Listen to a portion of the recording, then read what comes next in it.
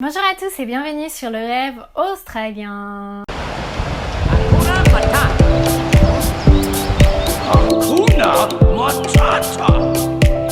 It means no worries.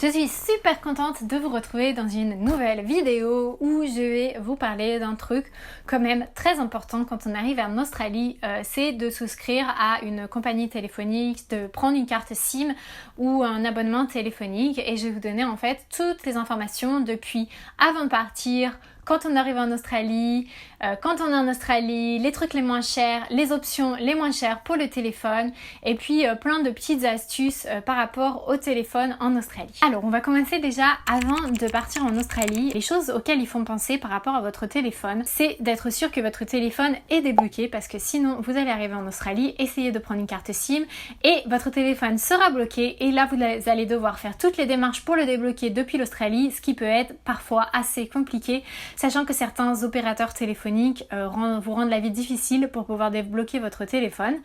Donc assurez-vous que c'est bien débloqué, et même assurez-vous hyper bien que c'est débloqué en essayant d'insérer une carte SIM d'un autre opérateur, si vous connaissez quelqu'un qui a un autre opérateur ou un truc comme ça. La deuxième chose à faire, c'est bien sûr de résilier votre abonnement téléphonique. Pareil, assurez-vous que c'est bien résilié, que c'est terminé, que vous n'allez pas payer quoi que ce soit pendant que vous serez parti. En fait, je vous dis ces choses-là parce que moi, quand je suis allée en Angleterre, j'avais fait débloquer mon téléphone, sauf que quand je suis arrivée en Angleterre, mon téléphone qu'on m'avait dit était débloqué, n'était pas débloqué. Pareil, j'avais résilié mon abonnement, il n'avait pas été résilié pour je ne sais quelle raison. Du coup, j'ai vécu ça depuis l'Angleterre, à essayer de manager tous ces trucs, et c'était juste l'horreur. Donc vraiment, je vous conseille de faire hyper attention, que tout soit bien terminé et bien fait avant de partir. Une autre petite astuce, c'est de prendre cette espèce de petit pin, le petit truc pointu, pour enlever votre carte SIM et en remettre une autre dans le téléphone. En général, les compagnies téléphoniques en ont, mais comme je vais vous donner plusieurs options pour acheter des cartes SIM, il y a peut-être certains endroits où vous n'allez pas en trouver, donc je vous recommande même de prendre une, je sais plus comment ça s'appelle, enfin vous voyez le truc dont je parle, pour pouvoir enlever la carte SIM. Et la quatrième chose que vous pouvez faire avant de partir, c'est de commencer à faire des recherches sur les compagnies téléphoniques, les cartes SIM, par rapport à votre projet, qu'est-ce qui vous convient, et de voir un petit peu les offres qu'ils ont. Et même si vous connaissez quelqu'un qui vit en Australie, vous pouvez déjà commander une carte SIM en ligne et la faire livrer chez cette personne, et du coup elle sera disponible à votre arrivée en Australie, mais je pense que c'est pas la plupart d'entre vous. Alors maintenant je vais vous parler de tout ce qu'il faut savoir en ce qui concerne le téléphone, ce qui peut être différent de la France. Je vais tout vous expliquer. Donc déjà, une des premières choses, c'est qu'il y a différents types d'abonnements en Australie par rapport au téléphone. Il va y avoir les contrats avec ou sans engagement. Les contrats avec engagement, ça veut dire que vous devez rester avec la compagnie pendant la durée d'engagement, qui est de en général 6, 12, 24 mois. Et puis sans engagement, c'est soit postpaid, soit prepaid. Alors il y a le prepaid et postpaid. Prepaid, ça veut dire que au début du mois, vous recevez une facture quand votre forfait commence, et vous payez en avance de votre forfait. Ce qui veut dire que si vous n'avez plus de crédit, eh bien vous avez zéro, vous n'allez pas payer en plus, ce sera juste que vous ne pourrez plus téléphoner ou utiliser de données. Le postpaid, c'est que vous payez à la fin du mois, une fois que vous avez utilisé votre forfait. En général, avec le postpaid, du coup, vous pouvez dépasser votre forfait, mais tout ce que vous dépassez en plus du forfait, vous allez être facturé à la fin du mois. Vous pouvez acheter une SIM card et du crédit avec.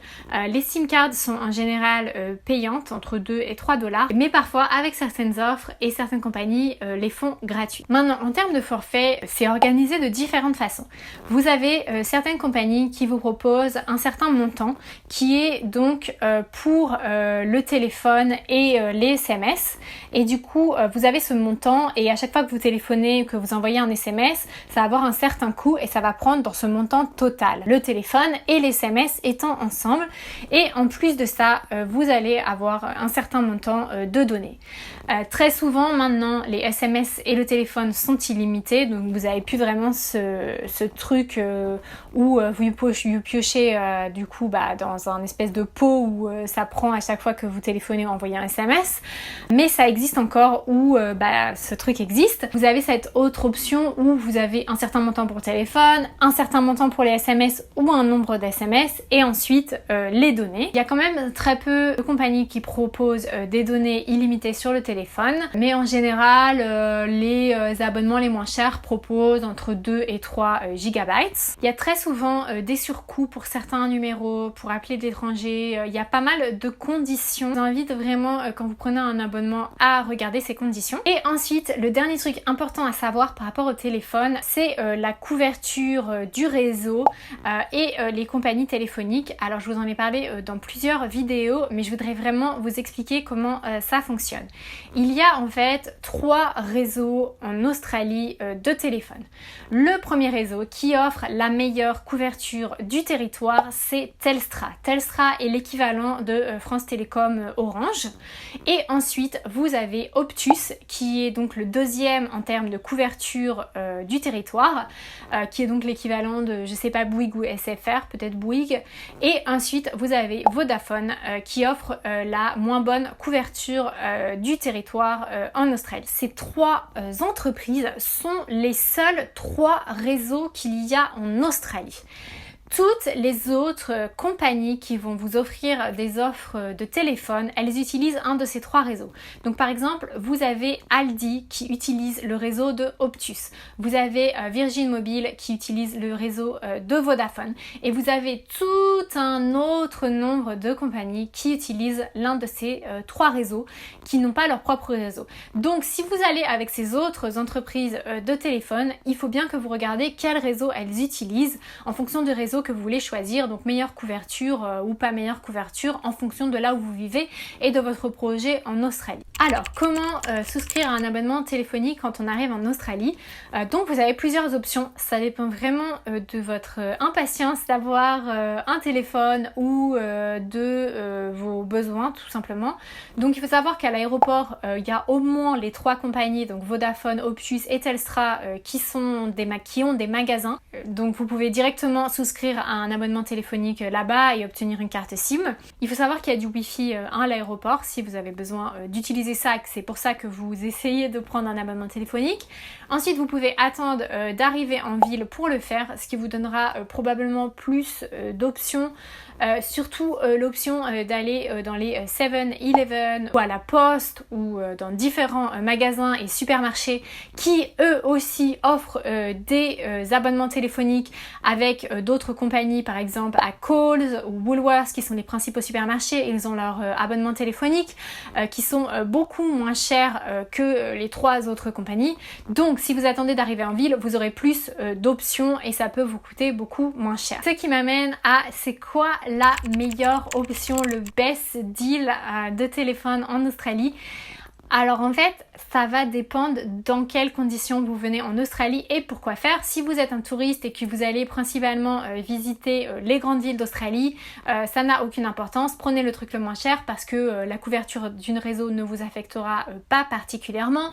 Si vous comptez aller beaucoup dans l'outback et dans les endroits qui sont beaucoup moins, habités, ça peut être avantageux de prendre Telstra ou Optus. Ensuite, si vous êtes en visa vacances-travail, vous allez probablement vivre pendant un certain temps dans une ville ou dans un endroit et probablement avoir accès à du Wi-Fi, ce qui fait que vous n'aurez pas besoin d'autant de data que quelqu'un qui est ici en mode touriste. Donc ce sera un truc à prendre en compte. De même, si vous allez dans un endroit qui sera assez paumé pendant une certaine période pour faire vos 88 jours, pour renouveler votre visa, etc. Il faudra vous renseigner c'est quoi le réseau là-bas qui couvre cette zone. Je vous dis ça parce que Telstra et bien sûr offre la meilleure couverture, mais moi j'ai travailler du coup dans un endroit hyper paumé à côté de Ninh Binh où en fait Telstra ne marchait pas et c'était Optus qui marchait le mieux.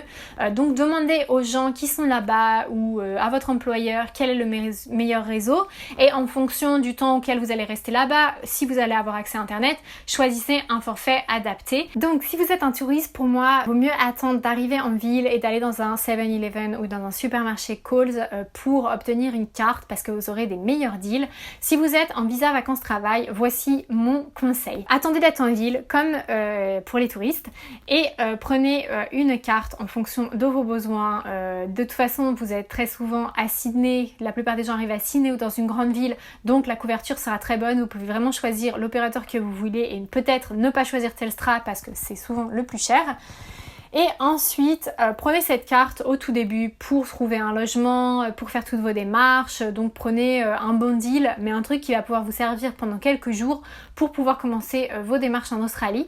Et ensuite, une fois que vous avez une adresse et que vous êtes installé, moi ce que je vous conseille, c'est d'aller sur un site qui s'appelle Whistlehart. Et sur ce site, il y a tous les deals et les meilleurs deals du moment des compagnies en ligne qui utilisent un des 3 réseaux dont je vous ai parlé. Et franchement, on peut faire des économies de fou et avoir vraiment des super bons deals. Et le truc vraiment super cool en Australie, c'est que tous les 2-3 mois, vous pouvez changer d'opérateur et garder le même numéro. Depuis que je suis en Australie, j'ai dû changer 5 ou 6 fois, donc je l'ai même pas fait tous les 2-3 mois. Mais du coup, j'ai gardé le même numéro et c'est hyper simple. Souscrivez à un nouvel opérateur et quand vous faites la souscription à cet opérateur, c'est lui qui s'occupe de tout, de résilier avec votre opérateur précédent. Vous n'avez rien à faire, vous avez juste à activer votre SIM card et ça résiliera votre abonnement précédent avec l'opérateur d'avant. Pensez à le faire à la fin de votre abonnement avec l'opérateur d'avant du coup parce que sinon vous allez perdre un mois. Mais voilà, c'est un truc hyper simple à faire qui vous permet de faire des économies parce que plus le temps avance, plus les données de moins en moins chères. Je vous mettrai tous les liens dans la boîte de description en dessous de la vidéo. Pour bien comprendre le site Whistlehart, vous avez tout en haut, c'est les trucs sponsorisés. Donc descendez un peu quand vous l'utilisez et aussi faites bien attention à l'engagement. Ici vous avez du coup le contrat ou le fait que c'est sans engagement. Je voulais juste vous aborder appeler du coup à l'étranger, donc appeler en France. Donc moi je vous conseille tout simplement d'utiliser soit Skype ou WhatsApp si vous pouvez. Après si vous voulez vraiment prendre un forfait pour pouvoir appeler en France, il y a 2 entreprises qui proposent des bons deals internationaux qui sont Lebara et Lyca.